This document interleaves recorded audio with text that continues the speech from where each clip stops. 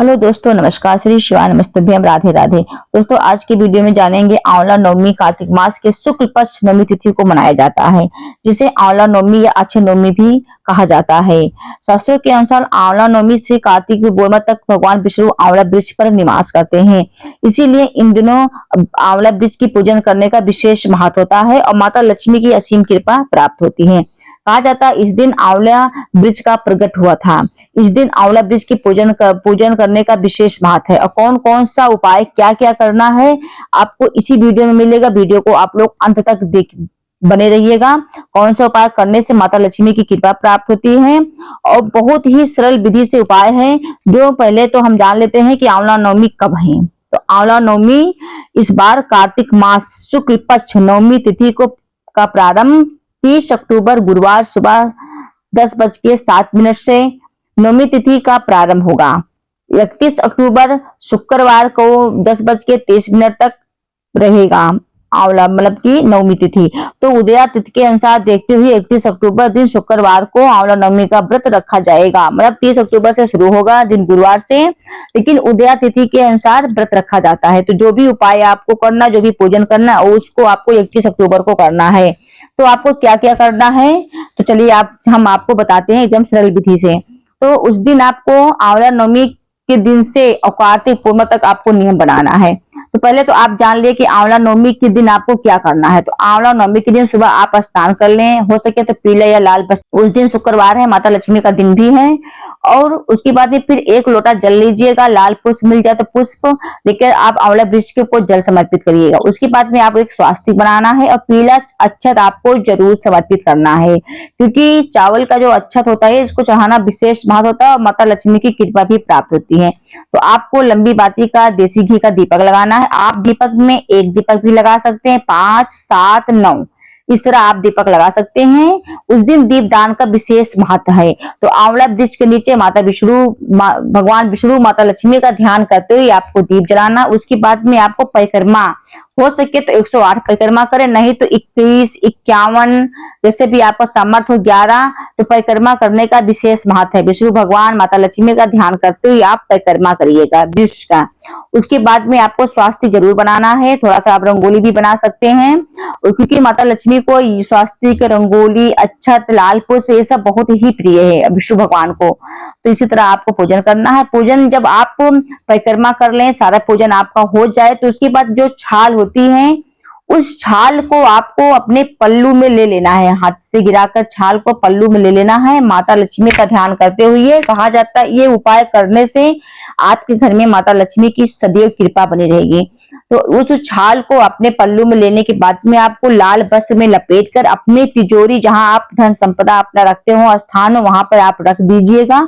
माता लक्ष्मी विष्णु भगवान का ध्यान करते हुए। कहा जाता है जहां विष्णु भगवान रहते हैं वहां लक्ष्मी जी रहती है, और जहां लक्ष्मी रहती है वहां विष्णु भगवान रहते हैं। इसीलिए दोनों लोगों का नाम लेना बहुत ही जरूरी होता है। अकेले लक्ष्मी जी का नाम नहीं ले जाता है। लक्ष्मी नारायण भगवान का साथ में नाम लेने से माता लक्ष्मी की असीम कृपा प्राप्त होती है। एक उपाय हो गया। नंबर 2 है आंवला वृक्ष की महिमा, महत्व क्या है। तो आंवला उस दिन कहा जाता है आंवला वृक्ष के नीचे भोजन बनाना, ब्राह्मणों को भोजन खिलाने या भोजन खाना का विशेष महत्व है। तो उस दिन आप हो सके तो मीठी चीज जरूर बनाइएगा आंवला वृक्ष के नीचे। तो जैसे पूरी सब्जी बना ले, खीर बना लीजिए, हलवा बना लीजिए, क्योंकि माता लक्ष्मी को बहुत ही प्रिय है। तो आप बनाइएगा। अगर आपको ब्राह्मण मिल जा रहे हैं जैसे कि, तो आप ब्राह्मण को खिलाते हैं उसके वृक्ष के नीचे, तो इससे संतान भी प्राप्ति होती है, धन संपदा की भी प्राप्ति होती है। तो इसका उस दिन का विशेष महत्व है।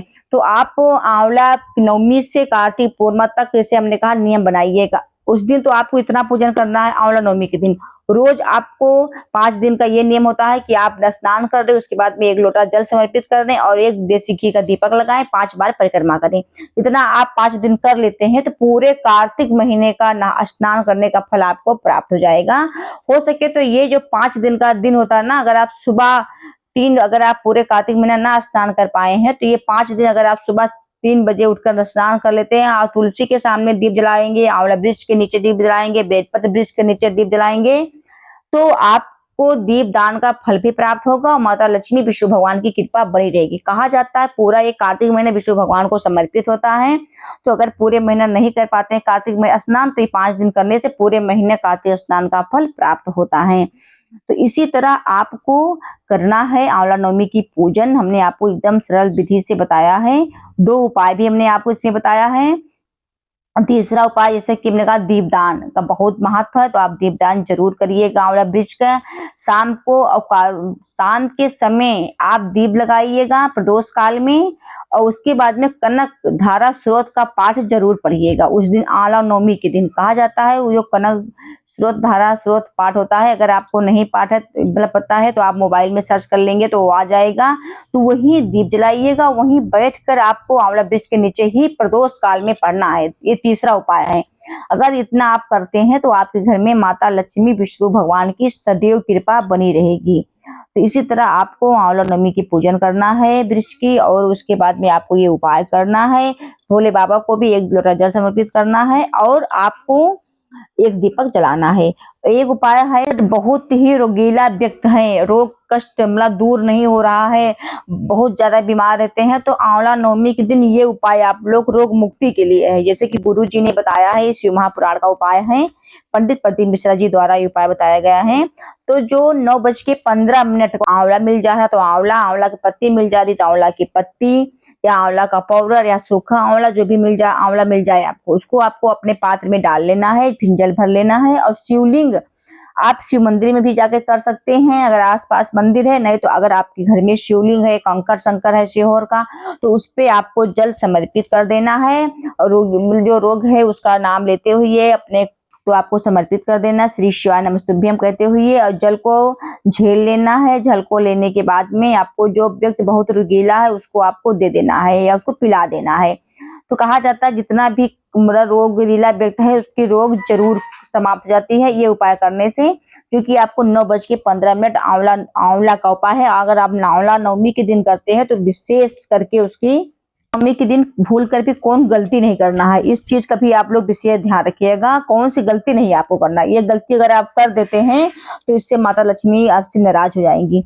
तो नंबर 1 उपाय गलती ये है कि आपको उस दिन ना आंवला तोड़ना है, आंवला वृक्ष से ना आपको पत्ती तोड़ना है, ना आपको टहनी तोड़ना है, ना आपको मतलब कि उस दिन आपको कुछ भी नहीं तोड़ना है। बहुत लोग क्या करते हैं आंवला की पत्ती को तोड़ लेते हैं, सर पर रखकर खाना खा लेंगे, सोचो हम आंवला वृक्ष के नीचे खाना खा लिए, लेकिन ऐसा आपको नहीं करना है। आपको आंवला वृक्ष को पत्ती को नहीं तोड़ना, ये भूल कर गलती आप लोग नहीं करिएगा। आप पूजन करिएगा। अगर आपको आंवला नहीं मिल रहा, जैसे हमने कहा आंवला खरीद लाइएगा, उस पे आप उसके अंदर आप दीप जला देते हैं तो इससे भी दीपदान का महत्व मिलता है। अब उतना ही महत्व मिलता है जितना आप कि आंवला वृक्ष के नीचे पूजन करेंगे, विष्णु भगवान के सामने जला देते हैं। तो ये कार्तिक महीने का आंवला नवमी का नियम है। दोस्तों वीडियो आपको कैसा लगा आप लोग जरूर बताइएगा कमेंट में। वीडियो अच्छा लगा हो तो वीडियो को लाइक कमेंट, वीडियो को ज्यादा से ज्यादा शेयर करिएगा। चैनल पे नए हैं तो चैनल को सब्सक्राइब जरूर करिएगा। दोस्तों मिलते हैं नेक्स्ट वीडियो में नए उपाय के साथ, तब तक के लिए श्री शिवाय नमस्तुभ्यम, हर हर महादेव।